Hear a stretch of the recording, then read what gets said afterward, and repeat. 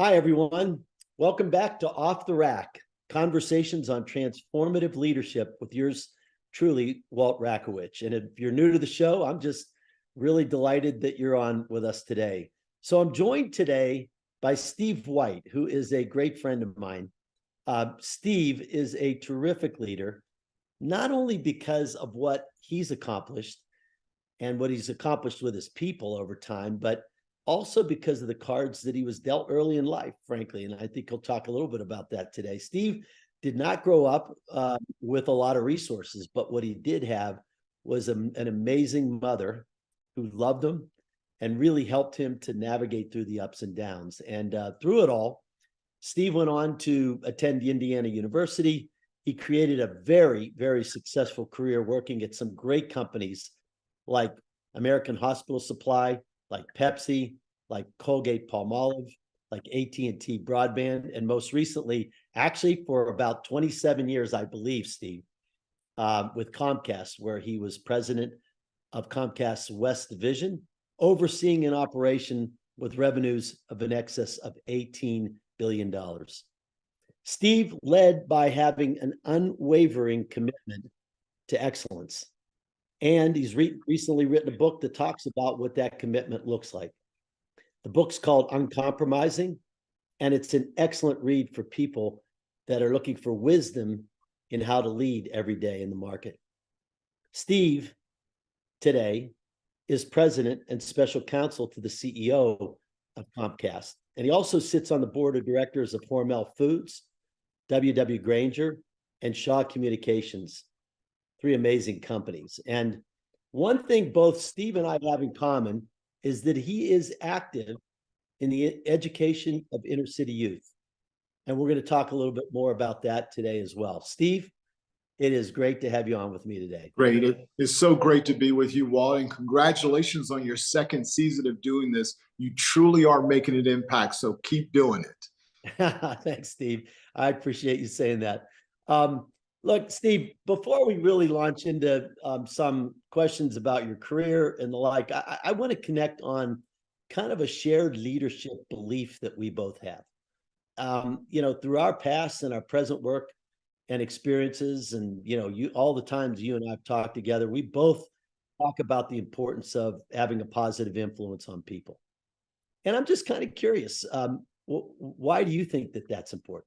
Yeah, you know what? It's first of all, what a great question. And I just want to share with all of our listeners, and I share this with my 10-year-old son, Stephen Andrew White II. He goes by Stevie.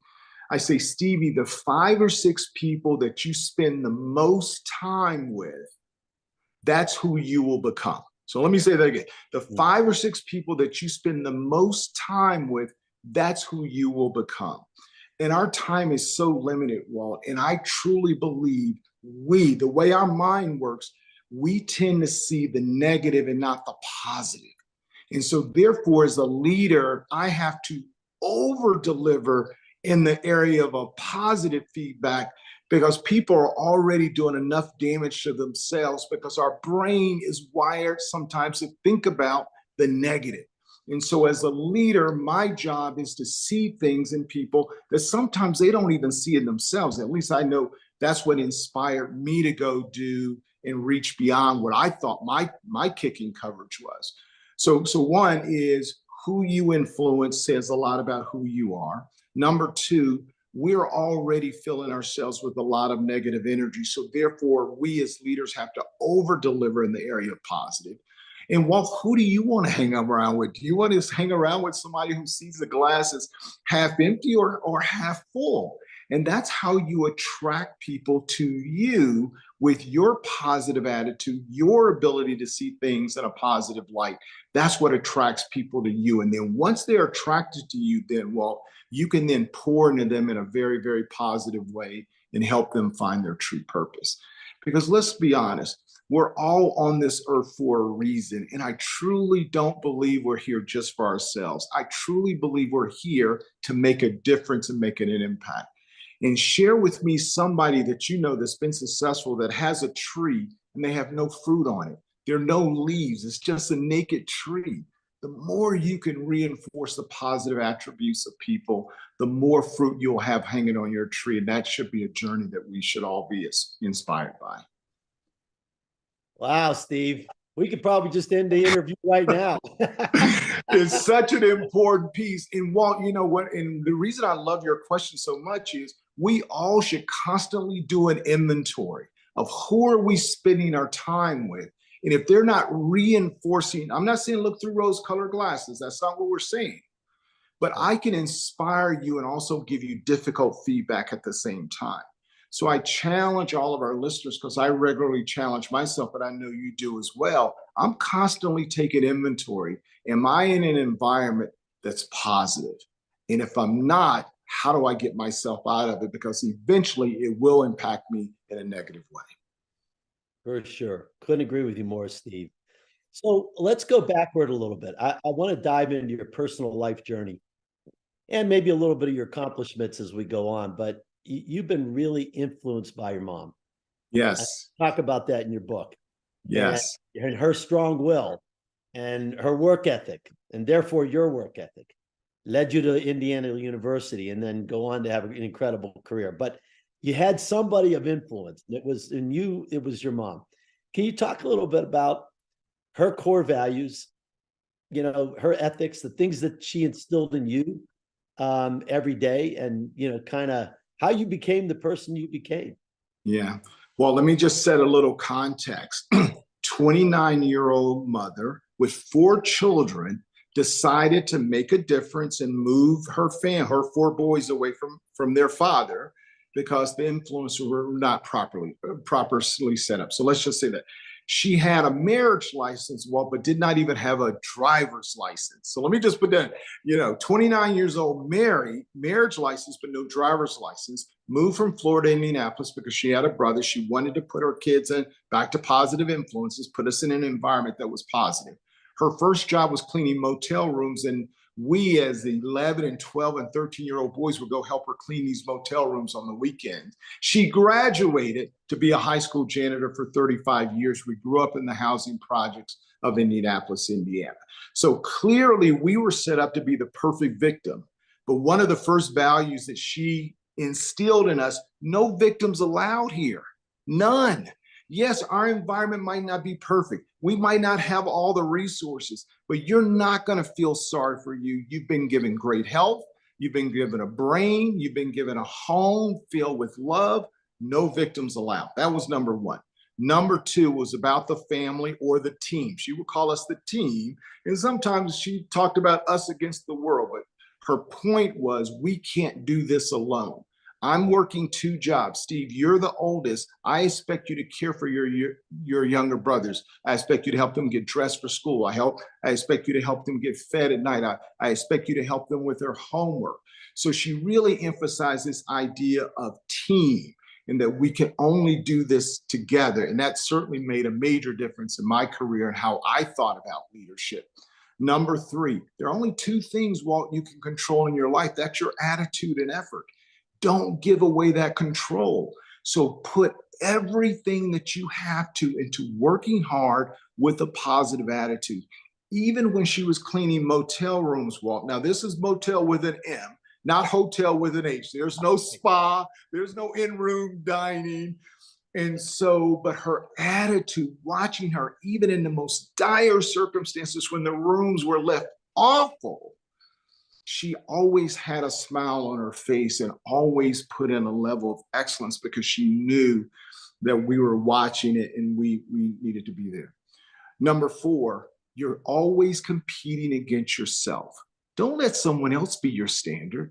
Every day when you look in that mirror, did you give your absolute best? And if you did, you have no apologies. So don't compare yourself to somebody over here who might have a few more dollars than you, or might have a bigger home, or a better car, or a better looking girlfriend. Don't compare yourself to them. You focus on you. And if you do your absolute best with the right work ethic, with the right attitude, no victim mentality, which is my definition for radical responsibility, then you're going to be okay. So those were the values that were instilled in me that made a difference. And the final point, Walt, she always put us in a situation where we were around positive people. I benefited from big brothers and big sisters. I had a big brother who was an IBM executive, and he would take us to ball games. Sometimes on the weekends, we would go to help my uncle who had a second job hauling trash and junk and things like that. So she constantly tried to put us in a situation where there were positive influences and positive role models. So those are the 4 or 5 things that still stick with me today. She's 82. She has a birthday coming up very soon, and she'll be 83 years old. So she's still with us. And Walt, whenever she visits, she just cries, because when you sacrifice so much and you see it come to fruition, it just gives you such great pride. So we're very blessed and lucky to have her still with us. Is she still in Indianapolis? She's still in Indianapolis. We helped her retire. She has her own place, and now she just travels to visit her grandkids. She's enjoying life right now, Walt. Well, Steve, now I know where you get this positivity. Sounds like your mom was a pretty doggone positive person herself, right? And tough, Walt, and tough. There was not a democratic household. There was one share. There was one boss, and we quickly realized that. So also call me a quick study. I realized there was one sheriff, and I got in line. Apple doesn't fall too far from the tree, I can tell you that. That's exactly right. So Steve, I want to take this time to sort of move into your book a little bit, Uncompromising. And the tagline underneath of that, Uncompromising, so everybody knows, is how an unwavering commitment to your why leads to an impactful life and a lasting legacy. And so in the book, you explore 7 pathways, you call them pathways, to help you identify and also live your why. And can you talk a little bit about what you mean by uncompromising, the word uncompromising, and then maybe even touch on this why, this question of living your why? Yeah. Oh, such a good question, Walt. I want to start with a quote. It's attributed to Mark Twain. The 2 most important days in your life, the day you're born, wait for it. The second is when you know why. So let me say that again. Mark Twain quote, the 2 most important days in your life is the day you're born. The second is when you find out why. We've all been placed on this earth, Walt, for a purpose and a reason. And there's no one that can convince me that we were placed here to create havoc or create trouble. I think we are all placed here to make a difference. Some of us find our way, some of us don't. So therefore, finding your purpose in your why becomes very, very important. So let me tell you how mine happened. I was a young manager in 1986 because I thought my purpose and why, Walt, was to work hard to ensure that my family was never in poverty again. That is certainly a worthy cause. And so early in my career, Walt, I was so focused on me, so focused on what I was doing, and I had some early success. And so now I become the sales manager for American Hospital Supply, the youngest in its history. And Walt, I was fired after 12 months. Because I was so focused on me, I was not feeding my people. It was the first time I was leading people. I had 12 men and women I was leading, and I was not feeding them. I was not caring for them. I put me first at every juncture. And as a result, they were not growing. Our results were not there, and I got fired. And what a blessing that it happened early in my career. And there was a mentor named Darnell Martin who worked for the same company in another division, called me the day I got fired and said, "How are you?" I said, "Dude, how do you think I'm doing? I feel terrible." But he said, "Steve, I see more in you." So he grabbed me, Walt, moved me from Michigan to Chicago, and I worked under him for 6 months, without a permanent job, but just learning from him. And I saw the way he poured into his people and how much they adored him and how hard they worked for him. And he always talked about we. He always talked about they. In every moment was how could he make his team better? And I started to realize, Walt, the reason I have been giving so many hand-ups, not handouts, but hand-ups, was because I really thought I was on this earth to create a table of prosperity for as many people as possible. And so through that process, through that fire, through that very difficult time, I identified my purpose and why. And from then on, I focused on how could I create a table of prosperity for as many people as possible. That's why I wrote the book. And so where the title Uncompromising comes from, once you identify your purpose and your why, life is certainly about compromise. But once you will identify your purpose and why, you can't compromise that. That becomes uncompromising because you now have identified why you've been placed on this earth, and you have to pursue that in a very uncompromising way if you want to live a life of success, impact, and legacy. And so that's where the title was birthed. This idea of identifying your purpose and why, understanding why you've been placed on this earth, and then ruthlessly go after that. And usually 99.9% of the time, Walt, when you identify your purpose and why, it's usually helping others. It's usually creating a better life for other people. It is not just about you. And the satisfaction, Walt, that you get when you impact the lives of others, it's a feeling that I can't describe to you, but I know it when it happens. And so sorry about the long answer, but that's how the title Uncompromising was birthed. Finding your purpose and why, and in an uncompromising way, live that, because that's how you lead a life of success, legacy, and impact. And it sounds to me like your recommendation would be, when you find your why, make sure it's bigger than you. Make sure it's bigger than you, because usually, Walt, your why is about impacting others. It's never about enriching yourself, because I tried that. I thought that was my purpose, was just earning as much money as possible, when that was not the case. It was serving others. And here's the beauty, Walt. When you serve others, success comes to you. So people say, well, Steve, how did you get to be president of a division of a Fortune 20 company? Because, Walt, the more I invested in others, they would push me up like this. And so therefore, when the bosses were looking for the next leader, they could not see me. They had to see me because my people kept pushing me up and making me visible to them. The more I gave to others, the greater success I enjoyed. I love that. In the book, Steve, one of the pathways that really resonated with me was navigating uncertainty, because I had to do that too. I had to take over a company, as you know, yes, in a very, very difficult time. And so, Steve, if you look back on your career, is there a moment that was the most difficult, or maybe a phase in your career that you had to sort of navigate through? And if you did, how'd you do it? Well, certainly getting fired was one, Walt. And I just want to build on that one, because part of navigating uncertainty is being in the moment. So the day I got fired, I could have wallowed in my pity. I could have crawled under the bed and never to come out.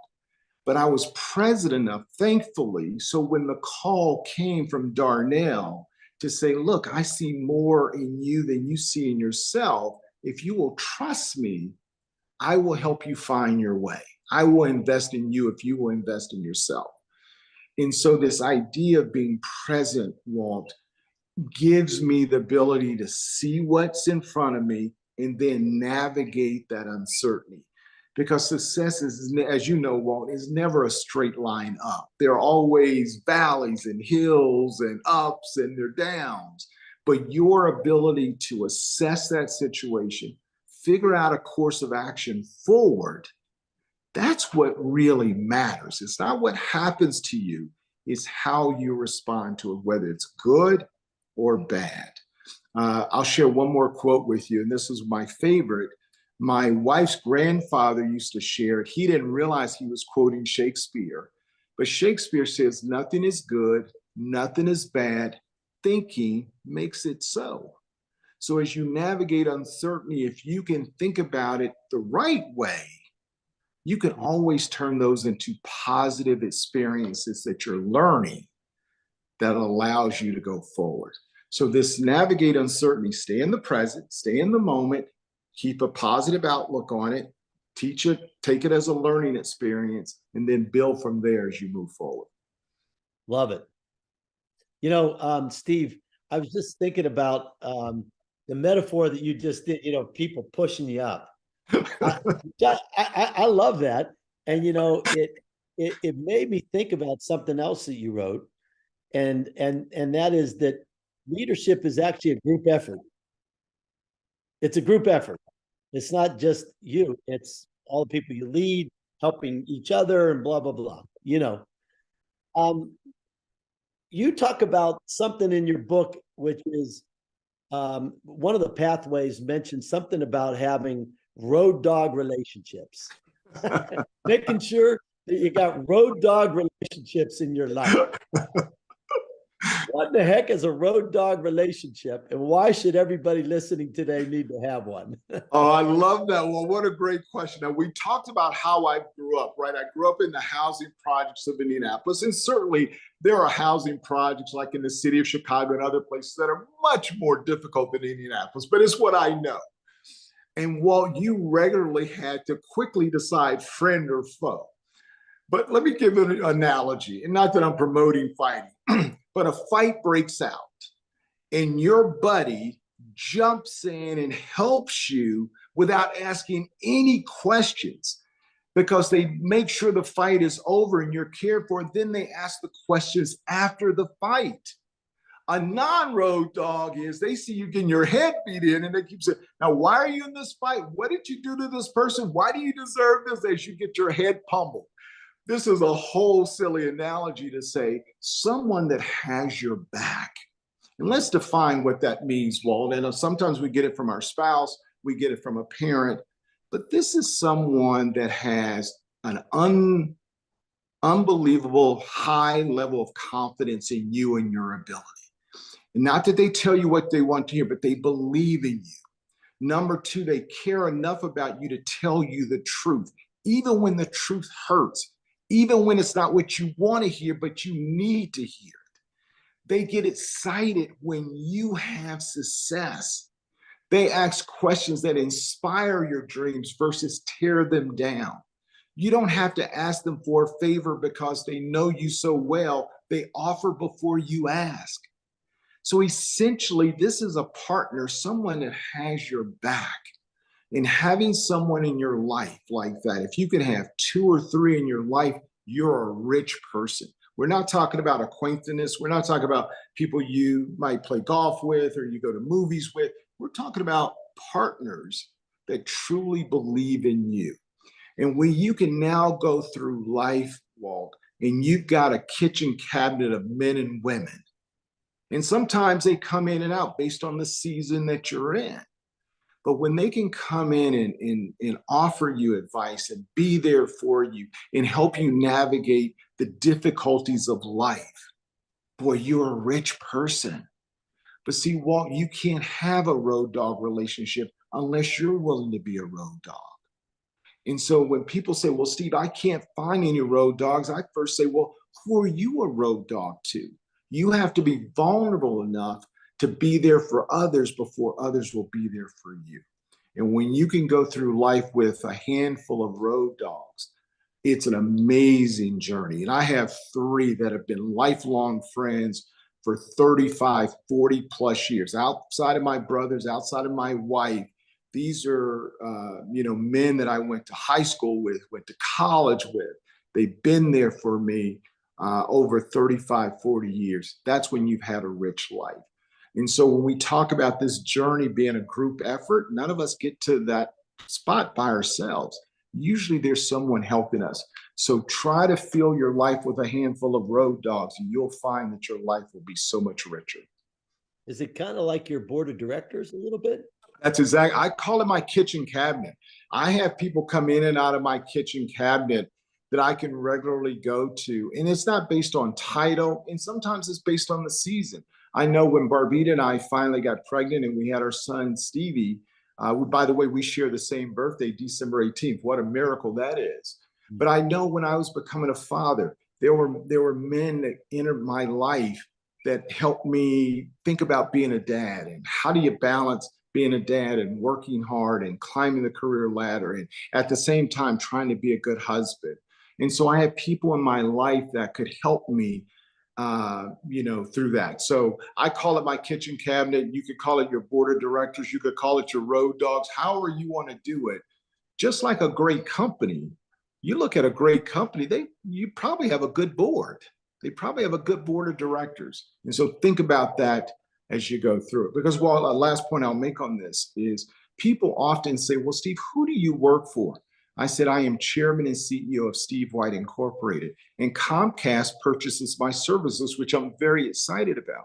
So when you think about yourself as a company or a business, why wouldn't you surround yourself with people that can advise you and guide you and offer perspective on how your company can be better? It's a different mindset that I believe if others adopt, it will help them lead a life of impact, legacy, and success. Sounds like Barbita also is a road dog. No question. Go back to that quote, Walt. The 5 or 6 people you spend the most time with, that's who you become. And so I've been blessed with a lovely wife, Barbita. We've been married a long time, and now we have this little one as part of our family. But she has been rock solid, and she believes in me. She challenges me. Any married couple, any married people out there, a good spouse will challenge you, and they will make you better. And so clearly this journey has been wonderful because I've had 2 really strong, impactful women, my mother and my wife. And you'll love this, Walt. They get along great. I came home last night. They're having the conversation of their life, probably talking about how they can make me better. But having those 2 women in my life has been such a blessing. That's great, Steve. So I'm going to get on to a couple of personal questions. You talk in the book about the importance of your morning routine. Yes. In leading, if you will, an uncompromising life. What does that look like for you? For me, Walt, as a man of Christian faith, I pray in the morning. And let me tell you why I believe the morning routine is so important for me.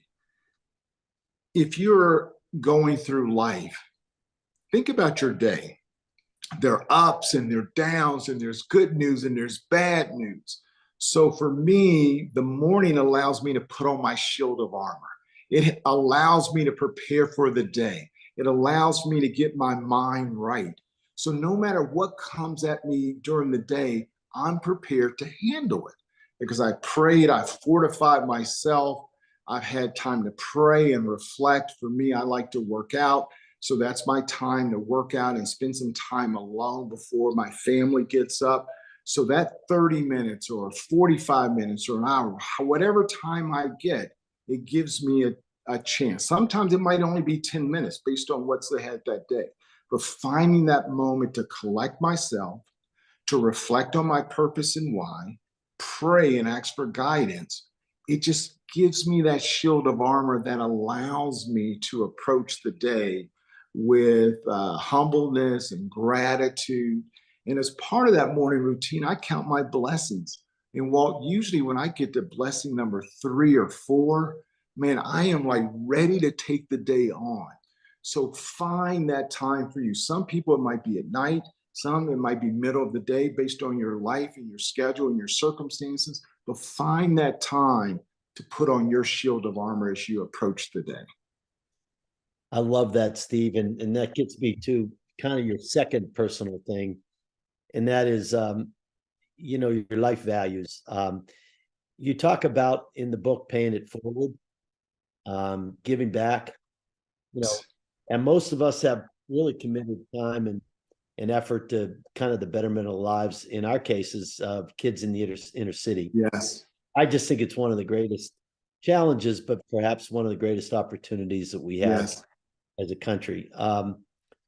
So you talk in your book about the importance of having someone in our lives who sets expectations. In your case, probably your mother. Yes. Maybe others. And you also talk about the danger of victim mentality. You were talking about that earlier. And, I see it in our cities. Some our urban youth suffer from a lack of both of those. Maybe not enough expectations and maybe feeling victimized by where they are. How do we do our part today, Steve? Yeah. Try to change that environment? Yeah, such a big question. Walt, and I would love to say everything starts at home. It's just so critical. I think it's so important to have two-parent households. I certainly didn't grow up that way, but I certainly understand the importance of it. So clearly establishing it at home, but sometimes that's not always the case. Not necessarily in this order, but we've got to constantly put positive role models in front of these young people so they can see the possibilities. Images are so important. And when they see an athlete driving a new car or wearing nice clothes, that's okay. That's an okay image. But we also need to make sure we balance that with doctors and business people and teachers.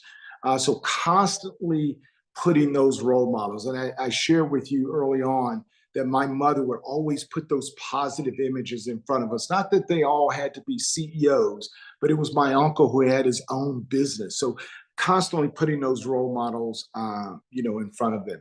Number two is expect greatness. I'll share a quick story with you. I was at Harvard 5 years ago for a training program, and I bought all of these Harvard t-shirts of different sizes. So Stevie now, since he was 4 years old, has been wearing Harvard t-shirts and sweatshirts for the last 6 years. Now, whether he goes to Harvard or not, that's not the point. The point is higher education is an expectation. So setting the expectation, the worst thing we can do is lower the bar. Number three is one of the things I try to do, Walt, one of the organizations I support is called New Leaders. We focus on the development of public school principals. So how can we pour into the leaders that are spending the majority of their time with these young people so they know how to lead, how to set expectations, how to be that positive role model? So that's how I try to help impact that. And then, so that's one of the ways. But I think this constant role models, investing in them, and this is why the school system becomes so critical, Walt, because I'm sure you're the same way. I think about the teachers and principals that poured into me, and they were such a positive influence.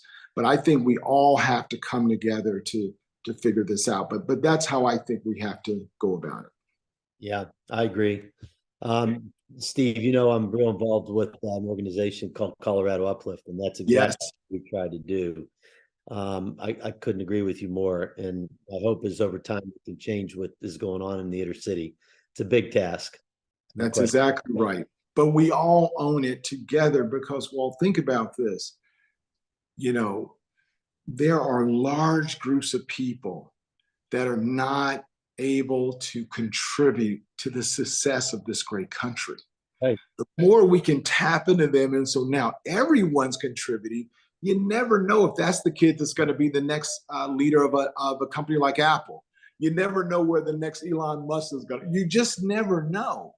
But our ability to lift all boats is very important. And I know you share this. This is why my why is all about how can we create this table of prosperity for as many people as possible. That's why I wrote the book. I know that's why you wrote your book. None of us get rich doing this. This is all a love affair to try to make a difference in others. And so I think all of us can do that. And sometimes it seems overwhelming. Well, so just identify one kid. Just start there. Just one kid. Because you never know the multiplying effect of what you're doing. That one kid could be the catalyst for a whole community. You just never know. Absolutely right. So, Steve, this is my last question, and I ask all my guests this. And actually, it relates to something in the 7th chapter of your book. You talk about owning your attitude and your effort. And in that chapter, you say, when things are going well, counting my blessings keeps me humble, thankful, and motivated to keep working hard and acknowledge others who have helped me achieve my goals. So I want to end by asking you, what have been your greatest blessings? And what are you most grateful for, Steve? Yeah, boy, that's such a big question.